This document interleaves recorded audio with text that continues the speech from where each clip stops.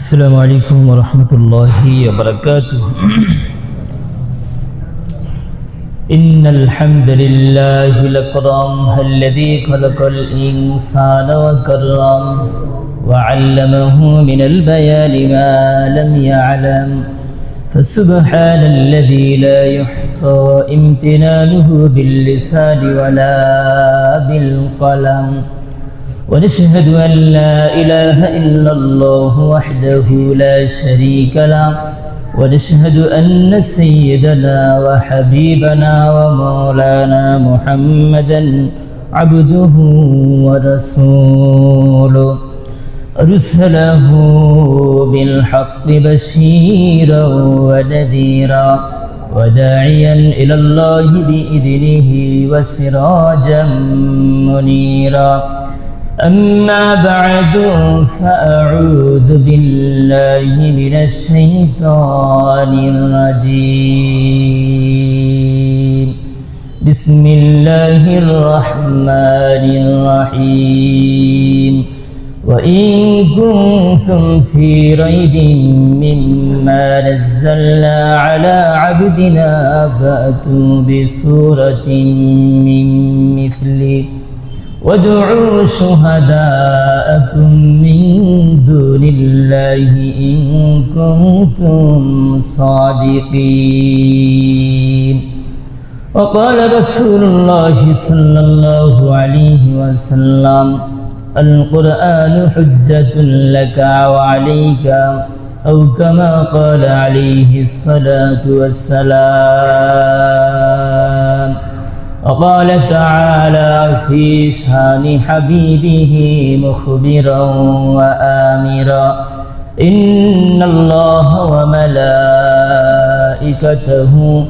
يصلون على النبي يا أيها الذين آمنوا صلوا عليه وسلموا تسليما। সকলে মহব্বতে দুরূদ ইব্রাহিম পড়ুন। আল্লাহুম্মা সাল্লি আলা মুহাম্মাদিন ওয়া আলা আলি মুহাম্মাদ কামা সাল্লাইতা আলা ইব্রাহিম ওয়া আলা আলি ইব্রাহিম ইন্নাকা হামিদুম মাজিদ। আল্লাহুম্মা বারিক আলা মুহাম্মাদিন ওয়া আলা আলি মুহাম্মাদ كما باركت على إبراهيم وعلى آل إبراهيم إنك حميد مجيد. بلغ العلا كشف الدجى بجماله حسنت جميع خصاله صلوا عليه وآله। আলহামদুলিল্লাহ, আল্লাহ পাকের দরবারে আলোচনার শুরুতেই শুকর আদায় করে নিচ্ছি যে মহান মালিক আমাদেরকে সুস্থ রেখে ভালো রেখে এই শীতের মৌসুমে পবিত্র জুমাতুল উখরার তৃতীয় জমায় জুমার 2 রাকাত সালাত আদায় করবার জন্য শত ব্যস্ততার মাঝেও যিনি আমাদেরকে পছন্দ করে তারই পছন্দনীয় ঘরে নির্বাচন করে নিয়ে এসেছেন, সকলেই সেই মালিকের দরবারে জবান ছিঁড়ে ভক্তি ভরে শ্রদ্ধা জড়িত কণ্ঠে হৃদয়ের সবটুকুন শক্তি অনুভূতি ইমানি চেতনায় নিজেকে উজ্জীবিত করে সকলেই মালিকের দরবারে শুকর গুজার হই, জবান ছিঁড়ে জবান খুলে বলি আলহামদুলিল্লাহ। লক্ষ কোটি দুরূদ সালাম বর্ষিত হোক সেই প্রাণপ্রিয় হাবিব বিশ্বনবী মহানবী শ্রেষ্ঠ নবী হায়াতুন নবী মুহাম্মদ রাসূলুল্লাহ সাল্লাল্লাহু আলাইহি ওয়াসাল্লামের উপর।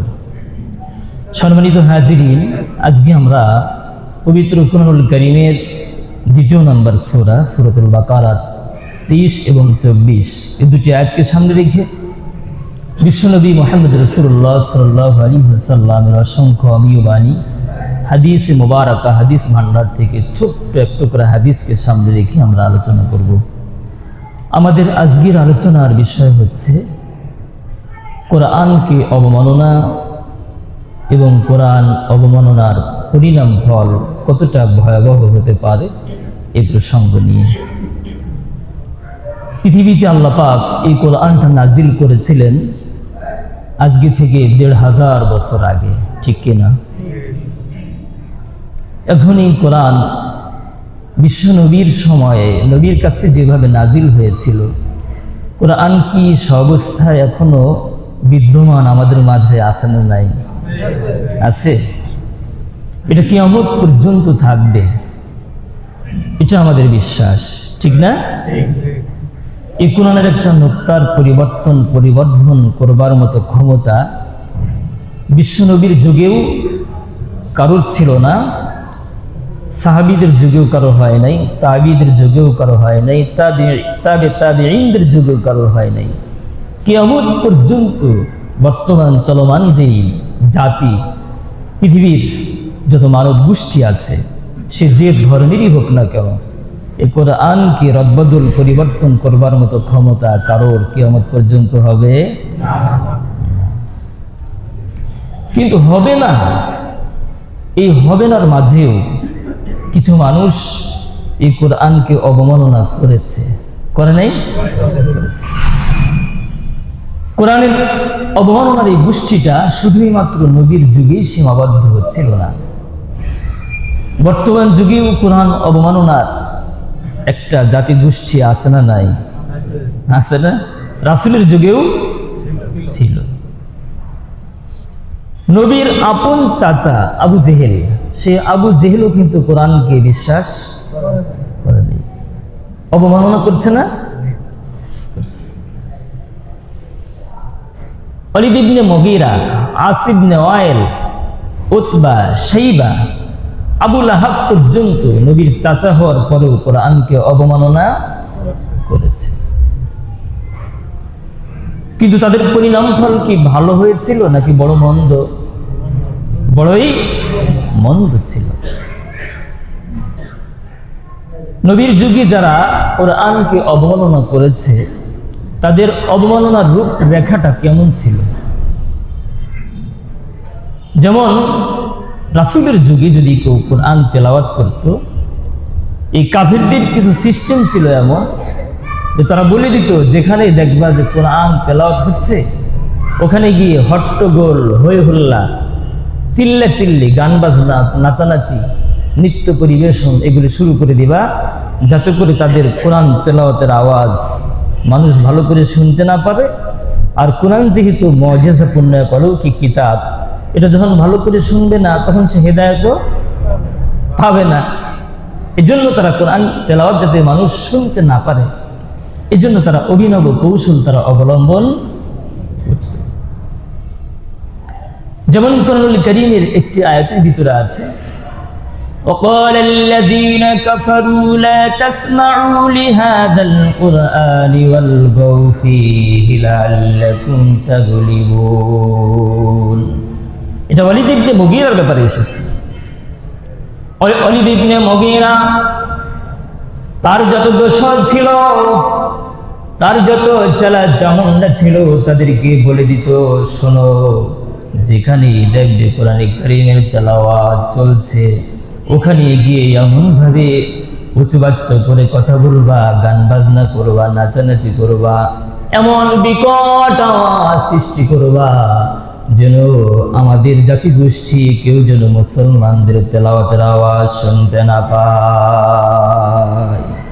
এভাবে তারা লা তাসমাউ লিহাদাল কোরআন, এই কোরআন তেলাওয়াত তোমরা শুনবেই না, ওয়াল গাউ ফীহি, বরং সেখানে হট্টগোল সৃষ্টি করে দিবে, লাআল্লাকুম তাগলিবুন, যাতে করে তোমরা বিজয়ী হতে পারো, মুসলমানরা যেন পরাজিত হয়ে যায়।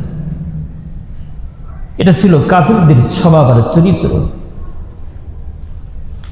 শুধুই মাত্র এ পর্যন্ত ক্ষান্ত না, এই কাফেররা বিশ্ব নবীর কাছে যে কোরআনুল কারীমটা নাজিল হয়েছিল, তারা এটা কখনো মাথা পেতে মেনে নিতে পারত না। তারা বলতো, ক্বালাল্লাযীনা ক্বালু লাওলা নুজিলা হাযাল কুরআন আলা রাজুলিন মিনাল ক্বরিয়াতাইন আযীম। এই কাফেররা বলতো, আরে কোরআন নাজিলের জন্য পৃথিবীতে এত মানুষ, পৃথিবীতে হাজারো লক্ষ কোটি মানুষ আছে, কত বড় বড় ধনী মানুষ আছে, ধনাঢ্য মানুষ আছে, সম্ভ্রান্ত মানুষ আছে, এত মানুষ রেখে কেন মক্কার আব্দুল্লাহর ঔরসে জন্ম নেওয়া এতিম মুহাম্মদ দুনিয়াতে যার কিছুই নাই, এতিম। দুনিয়াতে আসার আগেই বাবা চলে গেছে, দুনিয়াতে আসার পরে 6 বছরের মাথায় তার মা চলে গেছে দুনিয়া ছেড়ে। এতিম, যার সম্পদ বলতে কিছু নাই, এমন এতিমের কাছেই আল্লাহ পাক কোরআন কেন নাজিল করলেন? আল্লাহ তাআলা কি সম্ভ্রান্ত ফ্যামিলির কোন বংশীয় ছেলেকে কি আল্লাহ পান নাই? নাউজুবিল্লাহ। কারণ কোরআন নাজিলের সিদ্ধান্তটা কার? আল্লাহ কি মক্কার সকল বেঈমানের কাছে পরামর্শ করে কি কোরআন নাজিল করবেন? কি গান তারা সহ্য করতে পারে নাই। ভাইয়েরা আমার, কোরআন যখন নাজিল হয়েছে, কাফেররা এই কোরআনকে অবজ্ঞা করবার জন্য, কোরআনের আওয়াজ বন্ধ করে দেওয়ার জন্য এমন কোন ষড়যন্ত্র নাই যা কাফেররা করে নাই। নানান রকম অপকৌশল তারা অবলম্বন করেছে, কিন্তু কোরআন আল্লাহ তাআলা কমপ্লিটলি বিশ্ব নবীর কাছে নাজিল করে দিয়েছিলেন, ঠিক না? কোরআনের আওয়াজ কি তারা বন্ধ করতে পেরেছে? পারে না। বরং যেই কাফেররা কোরআনের বিরুদ্ধে কথা বলতো, কোরআনের আওয়াজ বন্ধ হয়ে যাক এটা চাইতো, আবার তারাই ফাঁক ফুকুর পাইলে মুহাম্মাদের তেলাওয়াত শোনার জন্য তারা পাগল হয়ে যাইত। সুবহানাল্লাহ। যারা এতটা বিরোধিতা করেছে কোরআনের, কোরআন যেন কোনোভাবে প্রচার প্রসার হতে না পারে, কোনোভাবেই যেন কোরআন তেলাওয়াত শুনে আমাদের জাতি গোষ্ঠী যেন মুসলমান ইসলাম ধর্মে দীক্ষিত হতে না পারে। কিন্তু এরপরেও কিছু পাবলিক এমন ছিল কট্টর কাফের, তা সত্ত্বেও মুহাম্মাদের তেলাওয়াত শোনার জন্য তারা উদ্গ্রীব ছিল, বড় পাগল ছিল। এমন 3 জন কাফেরের নাম কি? আবু জেহেল, আখনাস ইবনে শুরাইক, আর একটা নাম হলো আবু সুফিয়ান। এই 3 জন কাফেরদের লিডার, চিফ অফ দা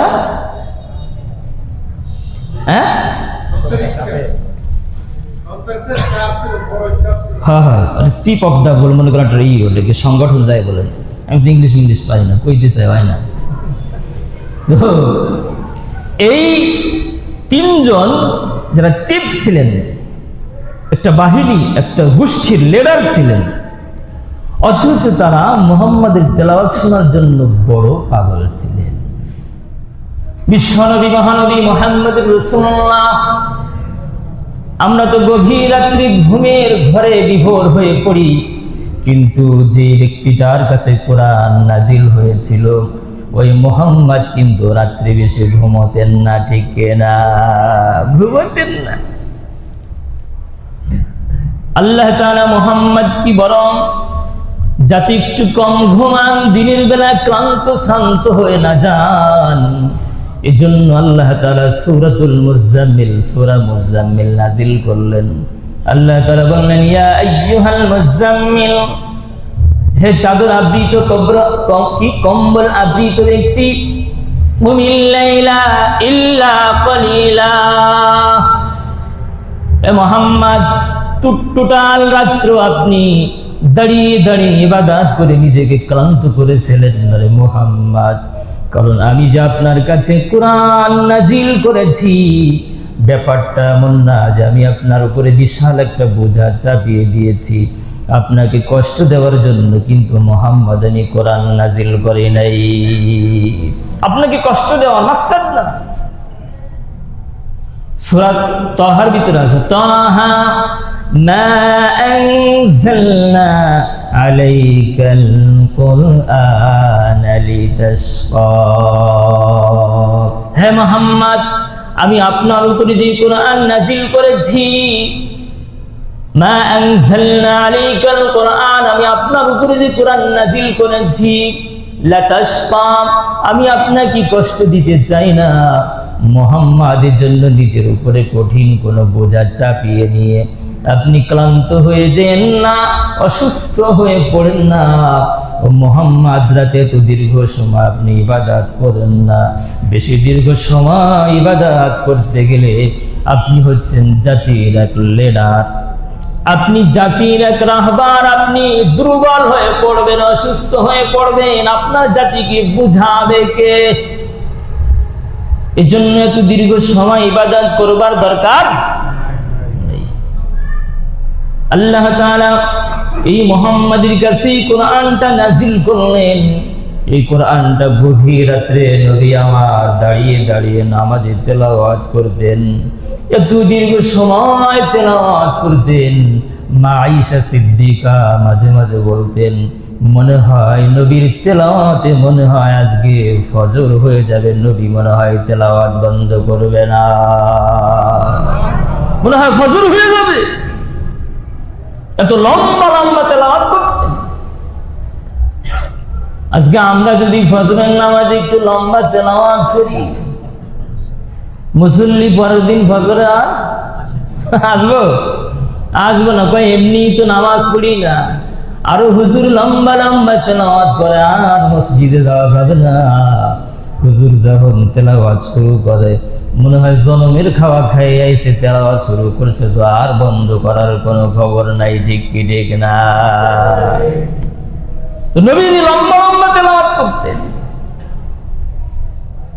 ভাইরা আমার, বোঝেনি তো সাধারণ বাঙালি জাতির তেলাওয়াত শুনে দুনিয়ার মানুষ পাগল, তাই না? অথচ যেই হাবিবের কাছে আল্লাহ তাআলা পবিত্র কোরআনটা নাজিল করেছিলেন, ব্যাপারটা বোঝেন, তার কণ্ঠের তেলাওয়াত কত সুন্দর হতে পারে, কতটা চমৎকার হতে পারে। যেই নবীর কাছে আল্লাহ তাআলা কোরআনটা নাজিল করলেন, আল্লাহ তাআলা যদি ভাগ্যটা আমাদের ভালো থাকে, হয়তোবা জান্নাতে যদি যেতে পারি, নবীর কণ্ঠের তেলাওয়াত আমরা শুনতে পারবো। সুবহানাল্লাহ, যদি আল্লাহ আমাদের ভাগ্যটা ভালো রাখে। দুনিয়াতে তো আর চান্স নাই, আছে নাকি? কাদিয়ানিগো আছে, তাই না? কি কোন? কাদিয়ানিগো আছে, কারণ কাদিয়ানি তো মনে করার জন্য নবী তো আছে, এই জন্য তাদের কাছে চান্স আছে, কিন্তু মুসলমানদের কাছে চান্স নাই। তবে যদি জান্নাতে হতে পারি, আল্লাহ পাক যদি জান্নাতে যাওয়ার সৌভাগ্য আমাদেরকে নসিব করেন, হতে পারে ওই হাবিবের কণ্ঠের তেলাওয়াতটা আমরা শুনতে পারবো ইনশাআল্লাহ। এই আশা আমাদের আছে না নাই? নবীরে পাইনি, কিন্তু নবীকে দেখার একটা ইচ্ছা, আগ্রহ, শখ, জজবা, আকাঙ্ক্ষা, উদ্দীপনা, প্রেরণা আমাদের মধ্যে আছে না নাই? মদিনা যাইতে পারলাম না, মদিনা দেখতে পারলাম না, তাই না ভাই? আমি অসহায় তাই এত দূরে রই, আমি অসহায় তাই এত দূরে রই, শুধু সালাম যা নাই মদিনা যাইতে পারলাম না, মদিনা দেখতে পারলাম না। ইচ্ছা আছে না নাই?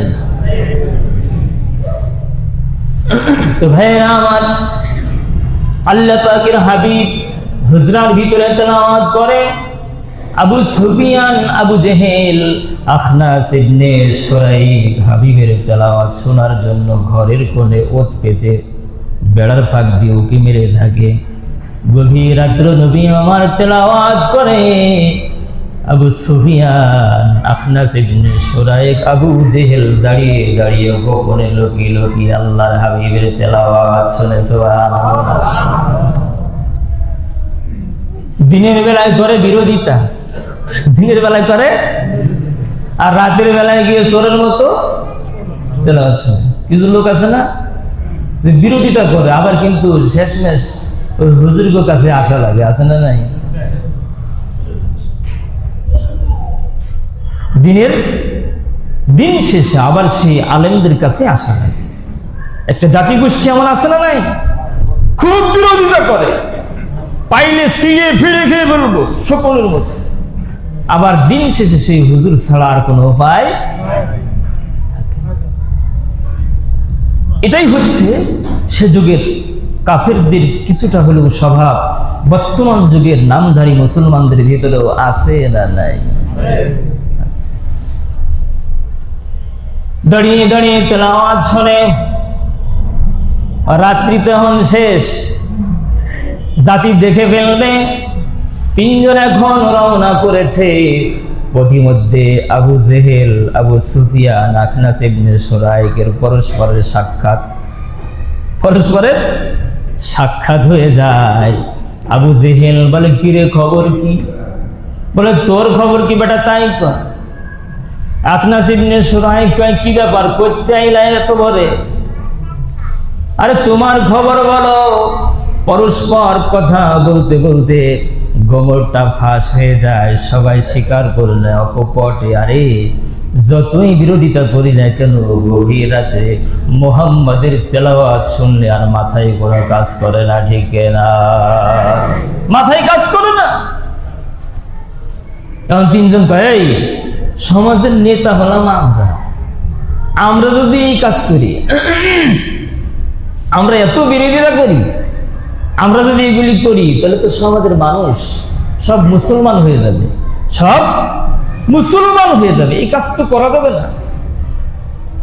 তো তিনজন কঠিন ভাবে সিদ্ধান্ত নিল, খবরদার, যা হয়েছে আজ পর্যন্তই সীমাবদ্ধ রাখো, আগামীকাল কিন্তু এই কামে আর পা বাড়াইও না, তাহলে কিন্তু খবর আছে। কে শোনে ধর্মের কাহিনী? গভীর রাত হয়ে গেল, আবার তিনজনের ভিতরে চুলকানি শুরু হয়ে গেছে। দাউদ একজিমা বিখাও যা আছে সব শুরু হয়ে গেল। গভীর রাতের অন্ধকার যখন নেমে এলো, মুহাম্মদ হুজরার ভিতরে তেলাওয়াত করে। আবু জেহেল গোপনে গোপনে আবার হেঁটে আসে, একটু শুনে আসে। আরে একটু শুনলে কি হয়, একটু শুনলে কি হয়েছে, যাই না। আবু সুফিয়ান মনে মনে কয়, সিদ্ধান্ত তো নিয়েছিলাম, তা আমারটা আমি সারি, ওরা তো আর টের পাবে না। আবু সুফিয়ান গোপনে গোপনে সিদ্ধান্ত নিল, আরে 2 মিনিট না শুনে আসি, তাতে কি হয়েছে, ওরা তো টের পাবে না, রাত তো বড় অন্ধকার। আখনাস ইবনে সুরাইক কয়, ও 2 সূরা মনে হয় আজকে আসবো না, আজকে আমি একটু ফাঁকে একটু মজা নিয়ে আসি। তিনজন গোপনে গোপনে ঘরের কোণে দাঁড়িয়ে দাঁড়িয়ে তেলাওয়াত শুনে। কার কণ্ঠে? আল্লাহর হাবিবের কণ্ঠে। গোপনে গোপনে দাঁড়িয়ে তেলাওয়াত শুনে। রাত্রি যখন শেষের দিকে আবার 3 সূরায় যাচ্ছে, তিনজনের সাক্ষাৎ হয়ে গেল। গল্পে গল্পে সব গুমর ফাঁস হয়ে গেল।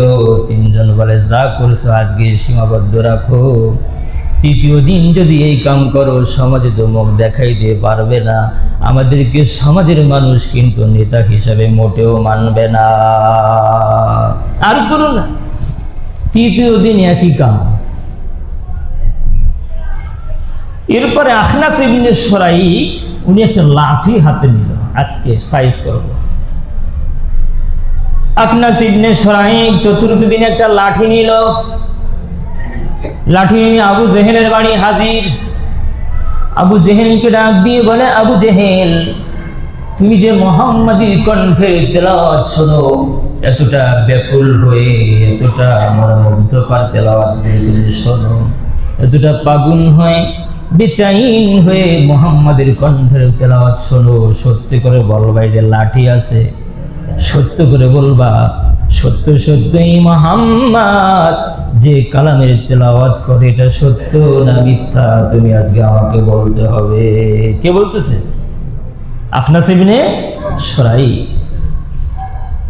আবু জেহেল কয়, সবই তো ঠিক আছে, কিন্তু কোরআনটা নাজিল তো হলো মুহাম্মাদের কাছে, এতিম সন্তান, গরিব সন্তান, যার বাপ নাই, মা চলে গেছে দুনিয়া ছেড়ে, দুনিয়ার সম্পদ বলতে কিছু নাই, আজকে ও আমাদের কি ভাতিজা।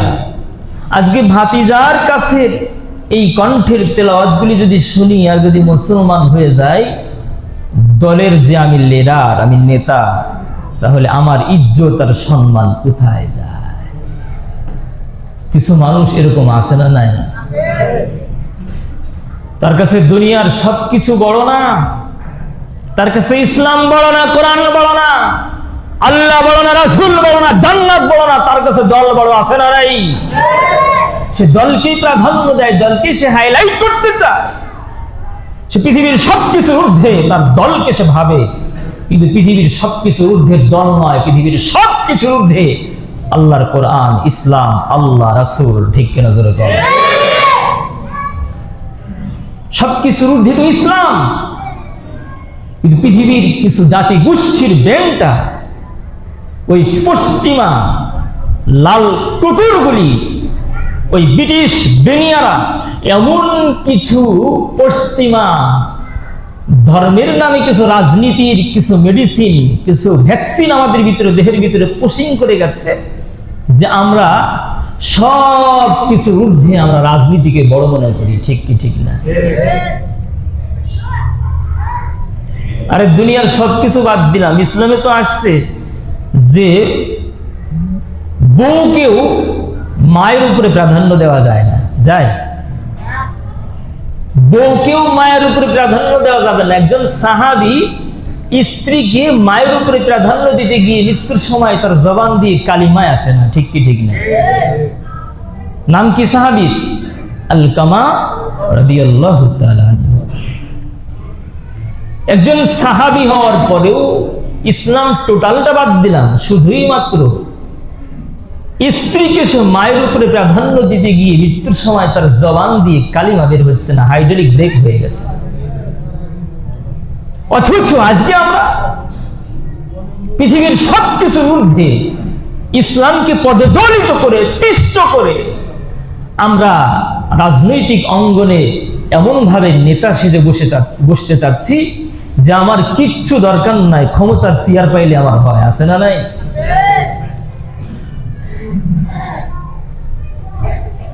মানুষ ইসলামকে এভাবে 12টা বাজাচ্ছে।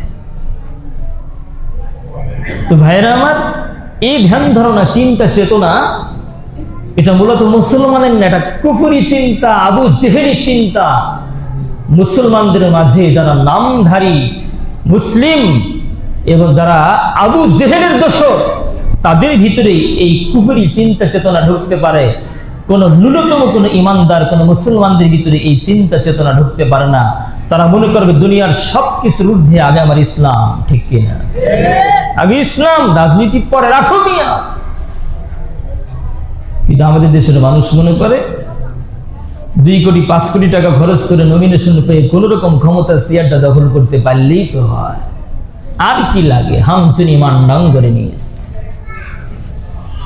আর কি লাগে আমার? আর কিচ্ছু দরকার নাই।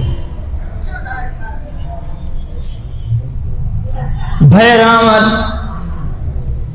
আবু জেহেল জবাব দিল কি, যে দুনিয়ার সব কিছুর ঊর্ধ্বে আমার নেতৃত্বের পজিশন ঠিক রাখা। কি রাখা? আমার নেতৃত্বের পজিশন ঠিক রাখা, আগে ইসলাম, আগে নয়। এই কারণে যদিও কোরআন সত্য, কিন্তু আখনাস ইবনে সুরাইক ভালো করে শুনে রাখ। আজকে যদি মুহাম্মাদের কণ্ঠে তেলাওয়াত শুনে আমি বাকিদের মতো যদি ব্যাকুল হয়ে আমি যদি কালিমা পড়ে মুসলমান হয়ে যায়, আমার নেতৃত্বের পজিশন হারিয়ে যাবে। দুনিয়া থেকে নেতৃত্বের পজিশন নিয়ে মরব, কিন্তু এ দেহে কলঙ্কের কালি নিয়ে মরতে রাজি হই। এটা আবু জেহেলের চিন্তা। ভাইরা আমার, আখনাস ইবনে সুরাইক কয়, বুঝতে পেরেছি, তোর বক্তব্য আর শোনা লাগবে না। চলে গেল আবু সুফিয়ানের বাড়িতে। আবু সুফিয়ানকে ডাক দিয়ে বলে, আবু সুফিয়ান সরে দাও। বলে কি হয়েছে? বলে এই যে লাঠি দেখো, যাহা বলিবা সত্য, যাহা বলিবা সত্য বলিবা মিথ্যা বলিবা না। ও আবু সুফিয়ান ভালো করে বোঝো, এই যে একে একে 3টি রাত মুহাম্মাদের কণ্ঠের তেলাওয়াত শুনলা, ও আবু সুফিয়ান তুমি সত্য করে বলো, ওই মুহাম্মাদের কণ্ঠের তেলাওয়াত সত্য কি সত্য না? মুহাম্মদ সত্য নবী কি নবী না? আবু সুফিয়ান অকপটে নির্দ্বিধায় বলে ফেললো, ও আখনাস ইবনে সুরাইক ভালো করে শুনে নাও, আমার বুঝতে বাকি নাই, মুহাম্মাদের যে 3 দিনের যে লাগাতার তেলাওয়াত শুনলাম, এতে বোঝা যায় মুহাম্মাদও সত্য নবী, আর মুহাম্মদ যে তেলাওয়াত করলো ওই কালামটাও সত্য কালাম। এর ভিতরে কোনো সন্দেহ নাই। এই কারণে এই যে কোরআনকে সত্যায়ন করবার কারণে পরবর্তীতে কিন্তু আবু সুফিয়ান মুসলমান হয়ে গিয়েছিল। এই 2 কুলাঙ্গার শুনেছে বটে কিন্তু মানতে পারে নাই, কোরআনকে অবমাননা করেছে, এই জন্য কপালে ইসলাম নেই। এজন্য মুসলমান হওয়ার পরেও অনেক লোক আছে কোরআনকে অবমাননা করে, আছে না নাই? কোরআনকে অবমাননা হয় কয়েক ভাবে। নাম্বার 1, কোরআনকে অবমাননা যারা করে ঈমান না থাকার কারণে করে। কি না থাকার কারণে? ঈমান না থাকার কারণে সে কোরআনকে অবমাননা করে। নাম্বার 2, কোরআনকে অবমাননা যারা করে, একটা গোষ্ঠী আমাদের দেশে আছে সোশ্যাল মিডিয়াতে কাজ করে, এরা বুঝে না বুঝে কোরআনকে অবমাননা করবার জন্য বিভিন্ন ভাবে অপপ্রচার কোরআনের বিরুদ্ধে চালায়। চালায় কি চালায় না? এরাও কোরআন অবমাননার একটা গোষ্ঠী। কোরআন অবমাননার আরেকটা গোষ্ঠী হলো যারা মুসলমান, আমাদের মতো আব্দুল্লাহ, আব্দুর রহমান, কিন্তু কোরআন দিয়ে ব্যক্তি, পরিবার, সমাজ, রাষ্ট্র গড়বে, কোরআন দিয়ে পৃথিবী চলবে, অর্থাৎ ইসলামী হুকুমত, কোরআনী বিধান দিয়ে পৃথিবী শাসিত হবে, এটা মুসলমান হওয়ার পরেও একটা গোষ্ঠী তারা কখনো এটা মাথা পেতে মেনে নিতে চায় না। আছে না নাই? আছে না নাই? এরাও মুসলমানের ঘরে জন্মগ্রহণ করে আব্দুল্লাহ, আব্দুর রহমান হওয়ার পরেও এরা আবু জেহেল, উতবা, শাইবা, ওয়ালিদ ইবনে মুগিরার থেকে কোন অংশে তাদের আকীদা, তাদের ধর্ম বিশ্বাস কম নয়। ঠিক কিনা ধরে বলেন? কোন অংশে কম নয়। আবু জেহেল যেমন কোরআন দিয়ে মদিনা চলুক, মক্কা চলুক, এটা আবু জেহেল চাইতো না। আখনাস ইবনে সুরাইক, ওয়ালিদ ইবনে মুগীরা, উতবা, শাইবা, এরা কখনো চাইতো না যে মুহাম্মদ কোরআন দিয়ে আমাদেরকে পরিচালনা করুক, আমরা কোরআনের বিধান মতে পৃথিবীতে পরিচালিত হই। এটা ওরা যেমন চাইতো না, পৃথিবীর একটা জাতি গোষ্ঠী, ওই ইংরেজরা আমাদের মাথায় এমন ইসলাম বিদ্বেষী রাজনীতির কিছু পয়জনার ভাইরাস আমাদের দেহের ভিতরে পুশিং করে গিয়েছে। তারা মনে করে যে ইসলাম দিয়ে দেশ চালাতে গেলে, সংসদ চালাতে গেলে মদের বোতল আর মদবাজি আর নারীবাজি আর দেশের অর্থ লুটপাটের এক সাম্রাজ্য গড়া যাবে না। এজন্য তারা কখনো কোরআন দিয়ে পৃথিবী, দেশ, রাষ্ট্র পরিচালিত হোক, এরা কখনো তারা মাথা পেতে মেনে নিতে পারে না। এই গোষ্ঠী আছে না নাই?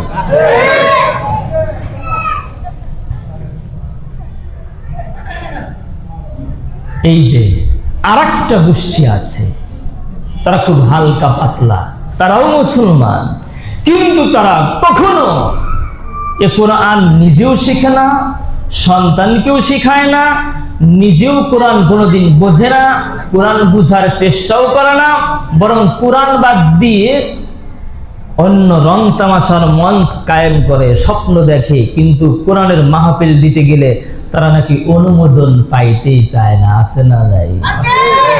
আছে না নাই? এরাও কোরআন অবমাননার আরেক জাতি গোষ্ঠী। তাই তো পবিত্র কোরআনুল কারীমে আল্লাহ তাআলা বললেন, ইন্নাল্লাযীনা কাফারু বিআয়াতিনা সাওফা নুসলিহিম নারা। সূরা নিসা। আল্লাহ তাআলা বললেন, যারা আমার আয়াতকে অর্থাৎ কোরআনের আয়াতকে যারা অস্বীকার করবে, ব্যক্তি, পরিবার, সমাজ, রাষ্ট্রে যারা কোরআনের আয়াতকে অস্বীকার করবে, আমি আল্লাহ তাদের ঘাটটা ধরে ধরে জান্নাতের মেহমান বানাবো না, বরং জাহান্নামের লাকড়ি বানিয়ে দিব।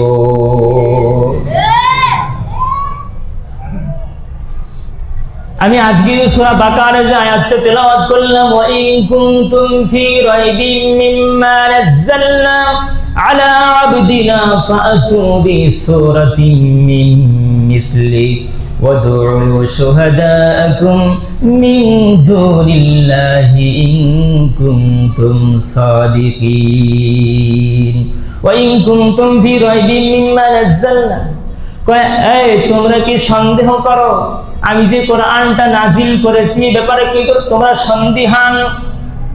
যদি সন্দেহ থাকে ফাতু বিসূরাতিন মিন মিসলি, কিন্তু আমার কোরআনের মতো একটা ছোট্ট সূরা বানায়ান বেটা, পণ্ডিত যদি পণ্ডিত হয়ে থাকো বানায়ান। যদি নিজেরা না পারো, যাদের পূজা করো, যাদেরকে বন্ধু বানিয়েছো তাদেরকে ধরে নিয়ে আসো, দুনিয়ার সকল সহযোগীদেরকে ধরে আন। একটা সূরা টোটাল কমপ্লিটলি কোরআন দরকার নাই, একটা সূরা যদি পারো বানিয়ে আনো, যদি তোমরা তোমাদের দাবিতে সত্যবাদী হয়ে থাকো। আল্লাহ তাআলা পরের আয়াতে বললেন, ফাইল্লাম তাফআলু, আরে তোরা তো পারবি না, ওয়ালান তাফআলু, কখনো পারবি না, ফাত্তাকুন নারাল্লাতী ওয়াকুদুহান নাস ওয়াল হিজার। শুনে রাখো, যারা আমি আল্লাহর কোরআনের বিরোধিতা করবা, কোরআনকে অবমাননা করবা, পরিণাম ফল তোমাদের ভালো হবে না, বরং তোমাদেরকে দিয়েই আর পাথরকে দিয়েই আমি আল্লাহ জাহান্নামের ইন্ধন বানাবো। ফাত্তাকুন নারাল্লাতী ওয়াকুদুহান নাস ওয়াল হিজারা উইদ্দাত লিল কাফিরিন। আল্লাহ তাআলা বললেন যে আমি জাহান্নামকে বানিয়ে রেখেছি, তৈরি করে রেখেছি কাদের জন্য? এই কোরআন অবমাননা কর এই জাতি গোষ্ঠীর জন্যই আমি আল্লাহ জাহান্নামকে বানিয়ে রেখেছি। এখন আসুন, এই কোরআনকে সম্মান দেখালে আপনার আমার কপাল খুলে যাবে, তকদির খুলে যাবে। খুলে দিবেন কে? আল্লাহ। আপনারা ওমরের কথা শোনেন নাই? যাচ্ছিল তো দরবারে নিয়ে মুহাম্মাদের কল্লাটা আনতে, ওই আয়েশার মতো ক্লিনারের ভাব নিয়ে তো যাচ্ছিল, কিন্তু প্রতিমধ্যে একজন ব্যক্তি ডাক দিয়ে বলে, ও এতটা বিকট আকার আকৃতি ধারণ করে কোথায় রওনা দিয়েছো? বলে, শুনলাম যে আমার বোন আর ভগ্নিপতি নাকি মুহাম্মাদের কোরআন তেলাওয়াত করে। একটু সাইড না, বলে মুহাম্মাদের কল্লা আনতে যাচ্ছি। বলে, কোথায় যাচ্ছ? বলে, মুহাম্মাদের কল্লা আনতে যাচ্ছি। বলে, তাই নাকি? বলে, কেন? মুহাম্মদ নাকি নতুন ধর্ম নিয়ে এসেছে, ধর্ম প্রচার করছে, আমি আবু জেহেল থেকে বড় এক পুরস্কার পাবার আশায় মুহাম্মাদের কল্লাটা আনতে যাচ্ছি। ওই লোকটা বলে, কোথায় রওনা করেছো? ভুল পথে হেঁটো না, আরে তোমার ঘরের ভিতরেই তো মুহাম্মাদের কোরআন, মুহাম্মাদের কণ্ঠের কোরআন ঢুকে পড়েছে, আগে ওইটা বন্ধ করো। বলে, তাই নাকি? কস কি? ওমর চলে গেছে, যে দেখে নিজের আপন বোন ভগ্নিপতি ঘরের ভিতরে তেলাওয়াত করতেছে, কিসের? কোরআনে গুনগুন করে আওয়াজ। ভগ্নিপতি শুনে খাটের নিচে লুকিয়ে গেছে, কিন্তু বোন তো মেয়ে মানুষ, লুকাতে পারে না। ওমর তাকে ধরে ধরাশায়ী করে ইচ্ছা মতো মারপিট করেছে। যখন বোনের দেহ থেকে ফিনকি দিয়ে যখন রক্ত ঝরছে, ওমরের হৃদয়টা নরম হয়ে গেছে। বলছে, ও বোন, তুই কি করতেছিলি? একটু আমার শোনা। বোন ডাক দিয়ে বলে, ভাই শোনাতে পারি, কিন্তু আগে তোমাকে গোসল করে পবিত্র হয়ে আসা লাগবে। সুবহানাল্লাহ। ঠিক আছে, আমি গোসল করে আসি, শোনা। বোন সেদিন যে আয়াতি কারিমাগুলি শুনিয়েছিল, আমি একটু আগে তেলাওয়াত করেছিলাম, ওটা ছিল সূরা তাহার প্রারম্ভিক কিছু আয়াত। তাহা মা আনজালনা আলাইকাল কুরআনা লিতাশকা।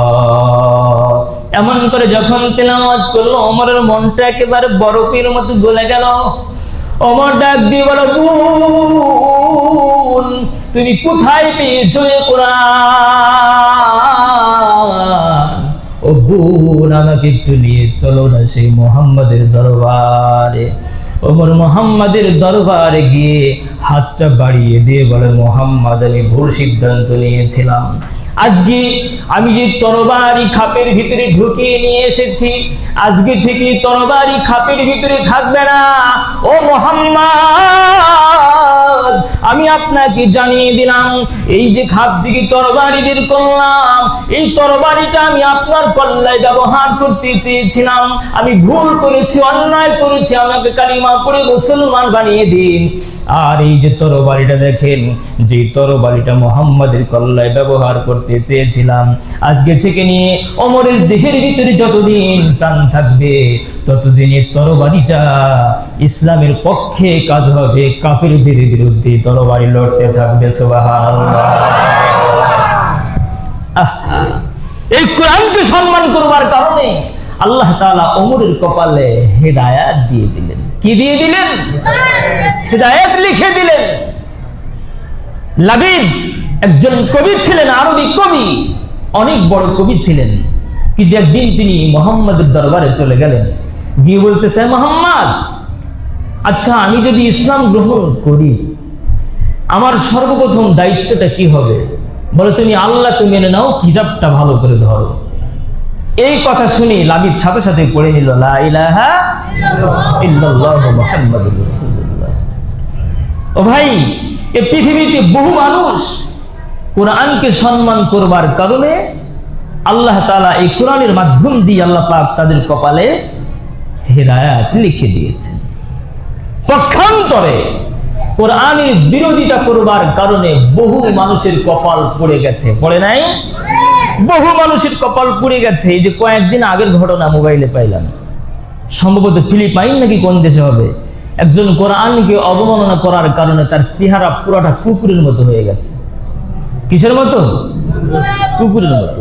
এই কোরআনকে আবু জেহেল অপমান, অবজ্ঞা, তুচ্ছ তাচ্ছিল্য এমন কোন সিস্টেম নাই যে আবু জেহেল করে নাই। কিয়ামত পর্যন্ত আবু জেহেলের মাথার উপরে হাজী সাহেবরা বরকত দিতেছে। কি দিচ্ছে? হাজী সাহেবরা বরকত ঢালতেছে। কেন? এই কোরআনকে অবমাননা করবার কারণে। এজন্য কোরআনুল কারীমের ভিতরে এসেছে, ইন্না হাযাল কোরআন ইয়াহদি লিল্লাতী হিয়া আকওয়াম।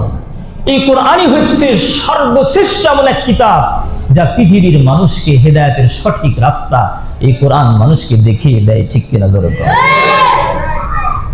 এই কোরআনের কারণে আজকে আপনার সম্মান, এই কোরআনের কারণে আজকে আপনার ইজ্জত, এই কোরআনের কারণে আজকে আপনার নবী শ্রেষ্ঠ নবী, এই কোরআনের কারণে আজকে আপনি শ্রেষ্ঠ নবীর শ্রেষ্ঠ উম্মত। ঠিক কিনা জোরে বলেন? আজকে আমরা হাসতে হাসতে এই কোরআনকে অবমাননা করি। এই কোরআনকে যারা অবমাননা করে তাদের বিরুদ্ধে আমরা কোনো কথা বলি না। বাংলাদেশে বহু নামধারী মুসলমান আছে যারা কোরআনের হাজারো বিধানকে তারা জবাই করতে চায়, আছে না নাই? আমরা কোনো কথা বলি না।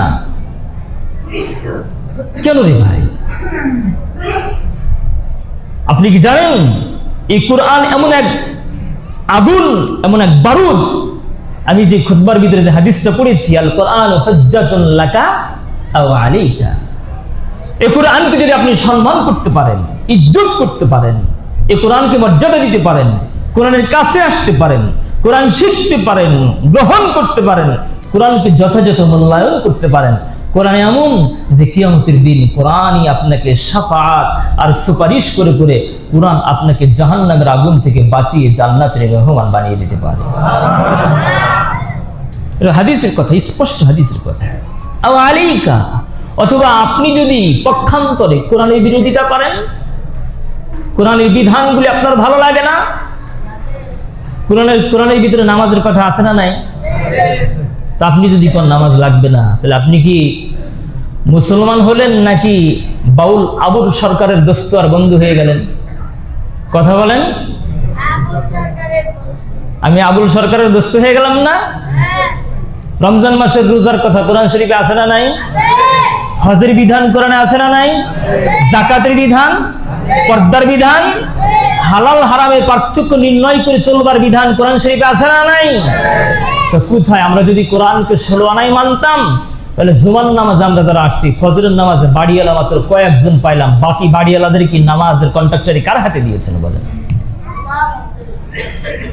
সমাজে 200 থেকে 250 300 ঘর মুসলমান এখানে বসবাস করি, কোটি কতেক হিন্দু, যেটা নাথিং, না ধরলে এটা ধরা ছোঁয়ার বাহিরে। আজকে 200 250 300 ফ্যামিলি এই সমাজে আমরা বসবাস করি। আজকে কমিটি থেকে নিয়ে শুরু করে একেবারে আমরা সাধারণ, আমার মতো সাধারণ মুসল্লি পর্যন্ত কয়জন আমরা মসজিদে ফজরের নামাজ পড়তে আসছি বলেন? তাহলে জুমার নামাজ আপনি কাকে দেখানোর জন্য আইলেন বলেন? কাকে দেখানোর জন্য এসেছেন? এটা তো ডিজাইন, এটা মডার্ন, এটা টিকটকের মতো হয়ে গেছে। আমাদের নামাজগুলি টিকটকের মতো হয়ে গেছে, এটা অভিনয় হয়ে গেছে, এটা ডিপজলের মতো। তার কিছু জোরালো কিছু অভিনয়ের থাকে, দেখেন বুনেকে সম্পদ মেরে খেয়েছে, ওরকম হয়ে গেছে। যে আমরা ইমানদার, আমরা মুসলিম, আমরা তাওহীদি জনতা, আমরা কোরআনের ধারক বাহক, আমরা মুসলমান, অথচ আমাদের চরিত্রের সাথে আর কোরআনের সাথে ন্যূনতম কোনো মিল কোথায় আমরা আছি? এই যে আমি এখানে চিল্লাবো, গলা ফাটাবো, জুমার নামাজ পড়ে বের হবে, আল্লাহর বান্দা আজকে সারা দিন আর মসজিদের ধারে কাছে আসবে না, আছে না নাই? এক সপ্তাহ আসবে না, আছে না নাই? এক সপ্তাহে তাকে পাওয়া যাবে না। এটা কিসের মুসলমান? আপনি না কোরআনকে মানেন, আপনি না হাদিসকে মানেন, আপনি আর আমি না জান্নাতে যাওয়ার বড় লিপ্সু, বড় ইচ্ছুক, বড় অভিলাষী? তো কই আমাদের সম্পর্কটা কোথায় কোরআনের সাথে? তাই আমি কোরআন মানলাম কোথায়? কাফেররা মানত না সরাসরি, আর আমরা মানি না গোপনে গোপনে। আমরা মানি না, পার্থক্য শুধু এতটুকু, পার্থক্য শুধু এতটুকু। ওরা মানত না সরাসরি, আমরা মানি না। মুহাম্মদকে নবী হিসেবে মানি না, কোরআন মানি না, জান্নাত দরকার নাই, ওরা সরাসরি বলতো। আর আমরা বলি সবই লাগবে, কিন্তু নামাজ পড়তে, রোজা করতে, ইসলাম মানতে, কিন্তু জান্নাত লাগবে।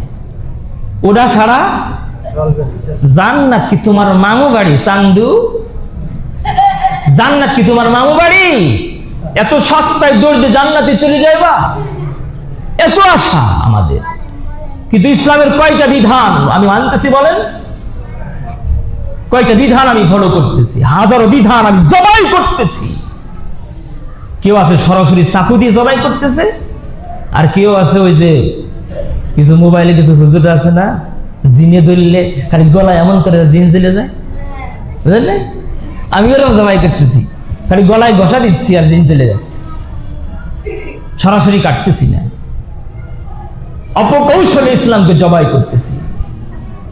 মনে মনে ভাবছিলাম গত জুমায় চার দোকানে বসে বসে যে বলে কোনো লাভ নাই, যতই আমি চিল্লাই শুনবে না এরা, মানবে না এরা, বুঝবে না এরা, কিন্তু তারপরেও তো বলতে হয়, তারপরেও বলতে হয়, গলা ভাঙতে হয়, কিছুই করার নাই।